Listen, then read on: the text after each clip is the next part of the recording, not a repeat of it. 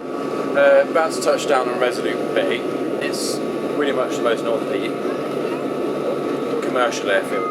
So after here, there's not really much we can do. That's when we're taking a flight up with Resources Canada to drop us off from Lake Hazel tomorrow. Get a few last supplies here. But it's pretty much the last place you'll find a shop. You will take.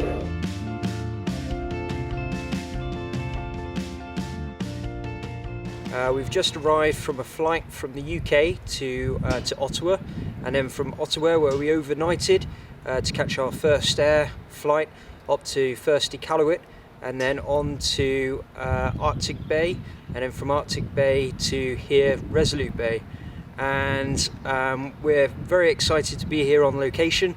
It's 24 hours of sunlight at the moment here in the Arctic Circle, and this is where PCSP will be outfitting us with the flight up to Ellesmere Island for the start of our project.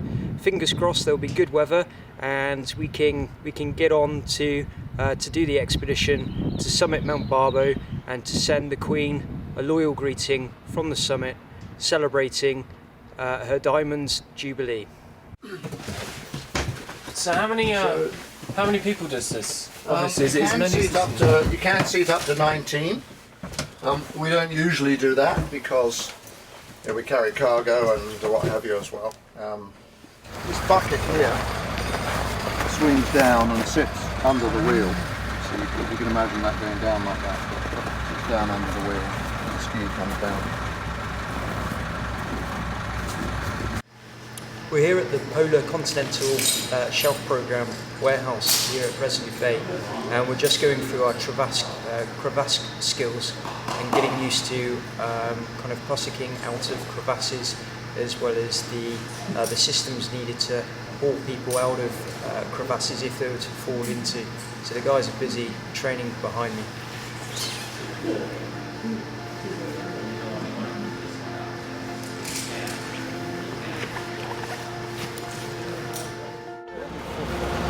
Pile in and Mike will give you a quick briefing on stuff you need to know about. So, when I was an itty bitty baby, my mama would throw me all around. really? Finally going. Here we go.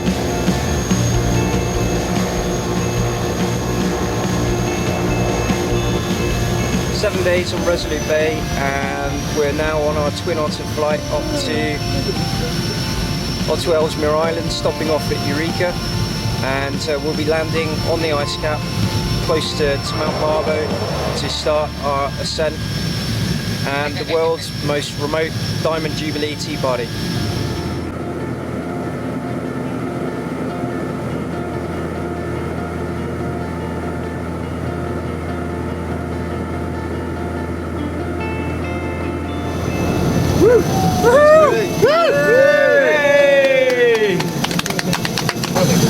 After 4 months, we've managed to secure the funding, and we're now just about to step out onto the ice cap. We've been stuck for over a week in Resolute Bay waiting for the weather to clear, but this is it. The weather's absolutely fantastic today, so let's see what the next 2 weeks will bring.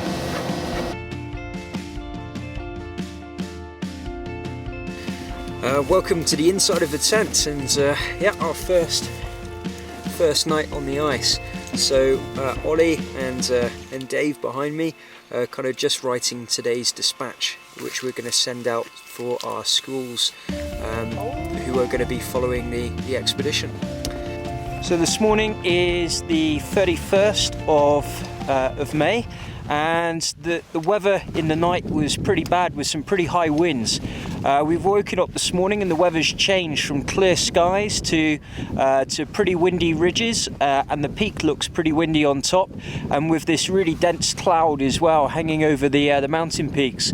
So we've put on our crampons, we've got our skis on our rucksacks, and we're still going to push for an ascent of Barbo, Mount Barbo.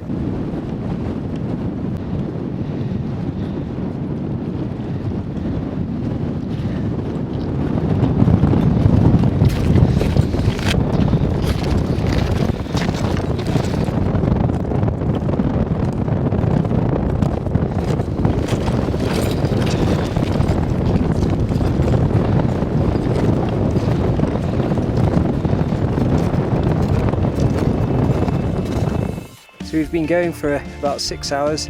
We're just short of topping out onto the summit. We've been kind of like traversing along a pretty exciting ridgeline with drops on either side. So the guys are doing really well.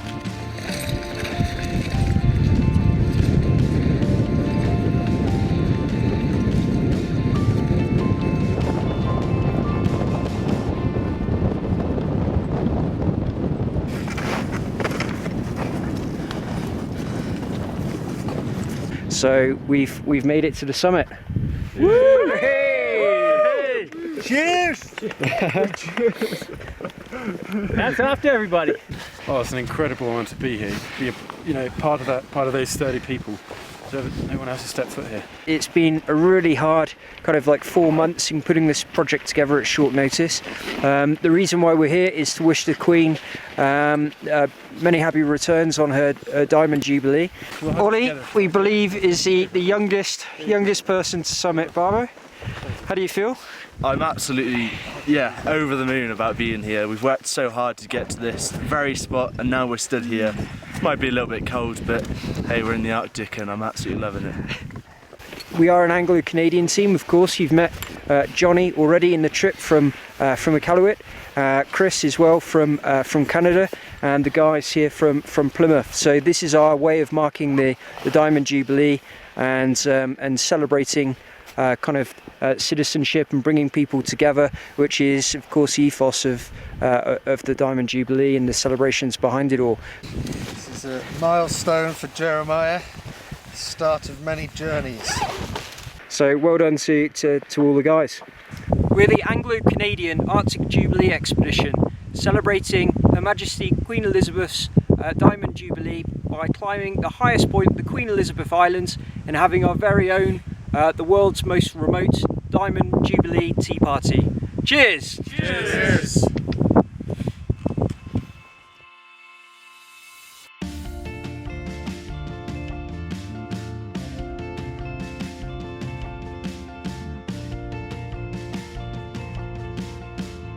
So it's now the 1st of June and it's the Diamond Jubilee weekend. So when everyone's at home getting ready for their bank holiday weekends and their own tea parties and street parties, we've successfully now climbed the highest point of the Queen Elizabeth Islands, and we're just about to send out our loyal greeting back to Her Majesty the Queen. The highlight of the trip is getting all of that information back and sending the video footage back for the media to pick up on and to relay that message for us.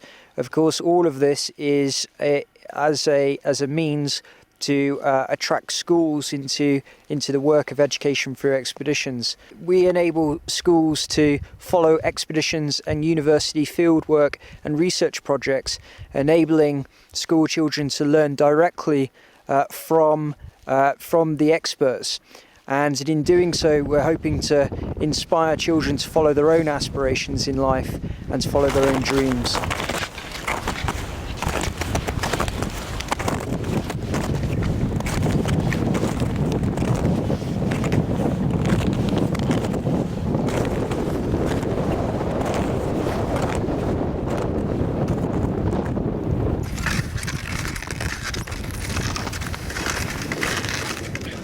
It's the 2nd of June and we've made camp here on one of the glaciers, preparing to get up one of the other peaks, Mount Whistler. But whilst we're here at our camp, we found a huge crevasse and we're just practicing our crevasse rescue skills. So the team behind are rigging the systems for us to abseil into the crevasse and then ice climb and prusik and self-rescue out of the crevasse.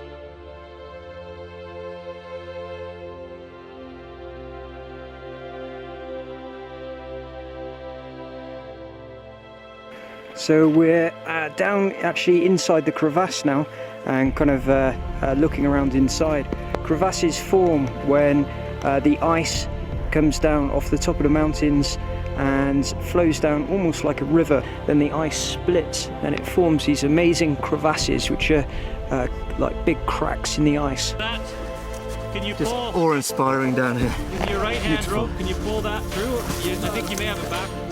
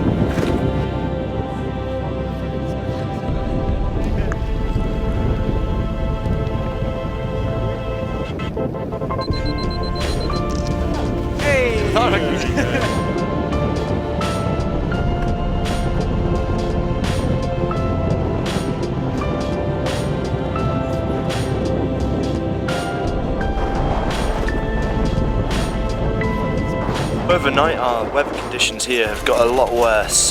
We've actually experienced some high winds and we're in a sort of a whiteout experience right now. So me and the guys are working on building up our defences a little bit more, try and protect the tents a little bit.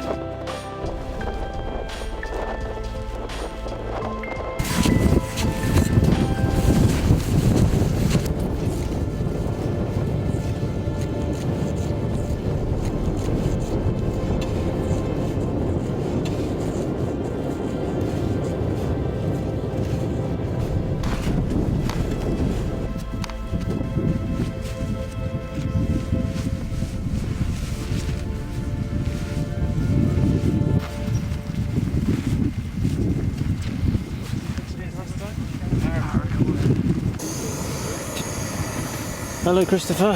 Hello. My name's Chris. I'm a mountain guide from Squamish, British Columbia, Canada. And this is my other kitchen. I spent a lot of time in kitchens like this. Up here on the glacier, there's no running water, so all of our water we have to make from snow. So we'll boil up the water. Here I'm just making a bunch of cold water for the lads, so I've got some hot water there. Bit of snow to make it nice and chilly and drinkable, because you got to drink 4 or 5 liters a day up here to keep hydrated. So making everyone their own water bottle of cold water. And I'm going to heat up the water for dinner. We'll have some soup and some noodles to start with, and then probably get into some dehydrated dinners, which are fairly tasty, and follow that by a hot chocolate before we go to bed. Beautiful. So we spend probably a couple hours, 2 hours in the evening and 2 hours in the morning, melting all the snow and doing all the cooking. We carry the gas stoves with us and all the gas and fuel, and that's part of the daily chore up here on the ice cap.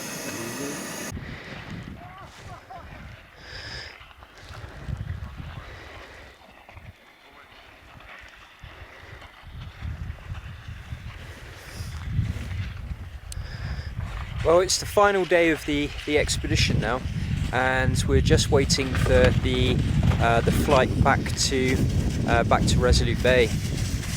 It's been a roller coaster of an expedition, with weather delays at the beginning, and then to the uncertainty of actually getting out onto the ice. But once we were out here, then it's been absolutely fantastic. We've been able to climb not just Mount Barbo, the highest point of the Queen Elizabeth Islands, but we've also been able to climb a number of unnamed peaks, and also Mount Whistler that was last climbed in the 80s.